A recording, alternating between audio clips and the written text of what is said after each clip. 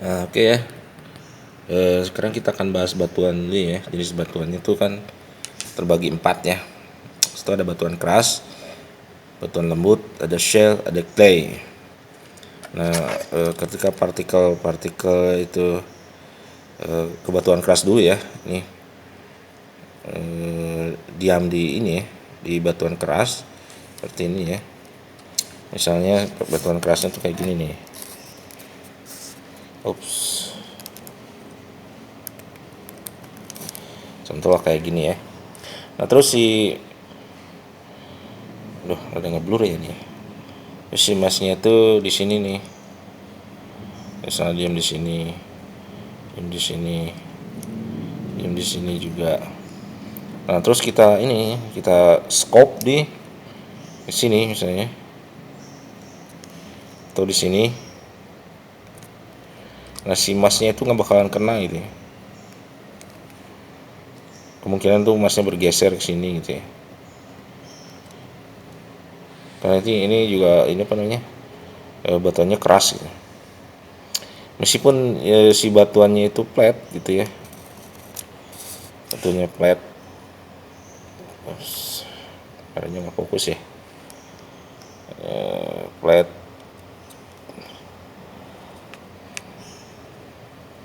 Terus si masnya tuh di sini ya. Sini juga. Kita scope di sini juga kita nggak kena ya. Nah, makanya kita butuh ini ya, GTX. Untuk catatan ya, untuk emas yang 0,1 gram ya. Kalau untuk di bawah itu ya, itu kita sebut bukan nugget ya. Saya sebutnya itu flake gitu, flake ya. Butiran-butiran kecil di bawah nugget. Nah, kalau udah flake itu agak sulit ya. Kalau untuk batuan keras. Nah, kebalikannya kalau untuk batuan lembut itu meskipun batuannya itu bentuknya ya beginilah ya. Ini gitu ya. Jelas kan ya? Ini. Nah, kita kalau bisa di scope ini kita ke bawah nih, besi emasnya di sini. Itu bakal kena gitu, karena ininya lembut ya, tanahnya itu. Di sini juga misalnya ini di sini. Kita kalau scope dari sini juga ya, bakal kena ya. Ini mas ini dan di sekitarnya misalnya ada flek-flek kecil lagi itu kan bakal kena. Karena ini juga emang apa namanya, tanah batuannya lembut ya. Terus kalau misalnya batuan ini yang shell itu kalau misalnya di sungai itu lihat ada batuan kayak gini nih ya, kayak gini nih. Oh, kalau mau lihat batuan kayak gini ya. Nah, ini kalau misalnya di sini kita korek-korek gitu ya. Di sini juga apa-apa dikorek sama tanahnya juga, terus kita ini ya. Atau kita pakai ini juga detektor ya, kita ini deteksi di pinggirnya ya.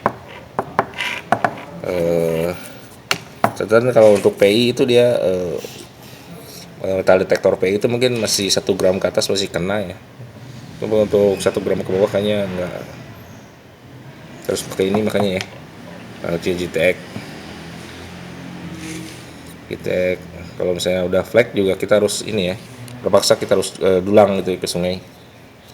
Oke, nah untuk